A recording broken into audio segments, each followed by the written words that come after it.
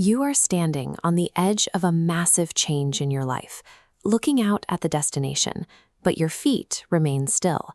You find reasons to stay. You decide you need to master one more software skill before launching the project.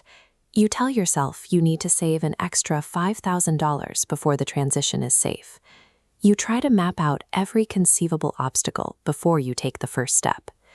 We accumulate these mental safeguards to ensure we don't stumble, but the effort of maintaining them eventually takes priority over the journey itself. You stop moving because you're too busy managing the risks of movement. When we meticulously obsess over controlling the future, we consume the energy required to take action in the present. The mental drag of tomorrow's variables eliminates today's momentum. We call this responsible foresight or smart planning.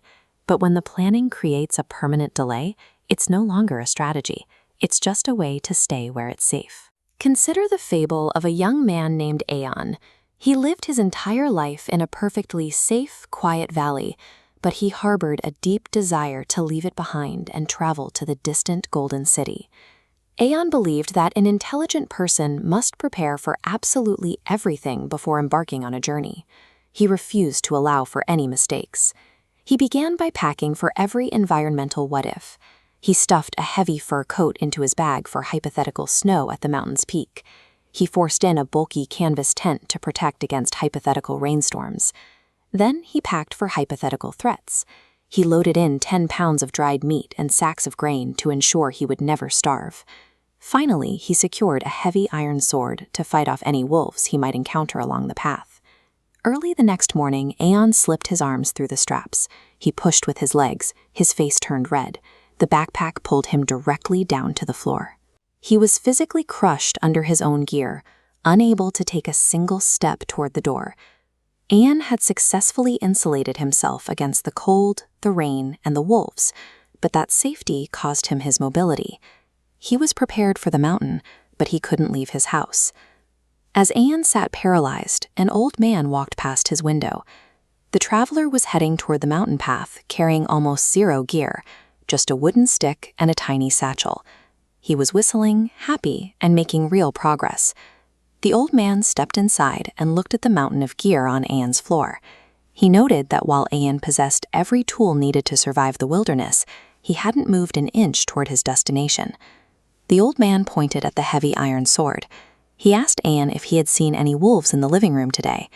Carrying 5 pounds of iron for a wolf that isn't currently attacking is a massive waste of energy. It makes you tired before you even start walking. He then looked at the bulky canvas tent. The sky outside was perfectly blue.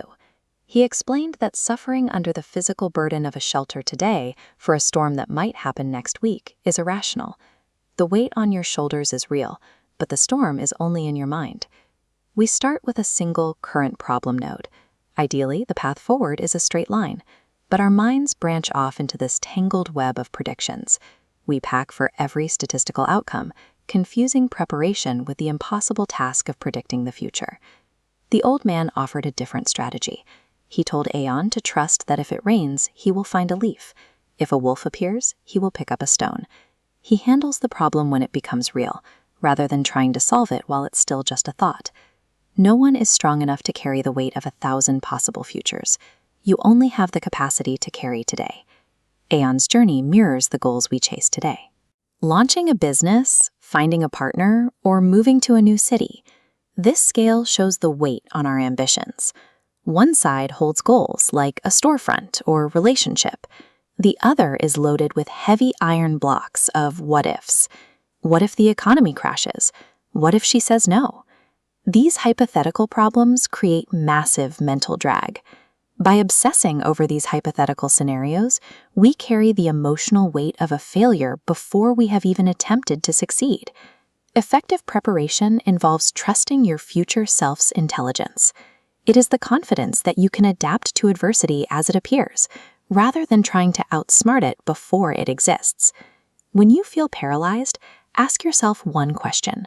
Is this problem happening right now? If the problem isn't real yet, put the weight down.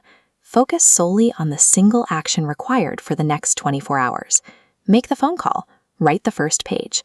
Terrifying obstacles are rarely found in the real world. They are constructed entirely inside our mental backpacks. Dropping them is the only way to begin.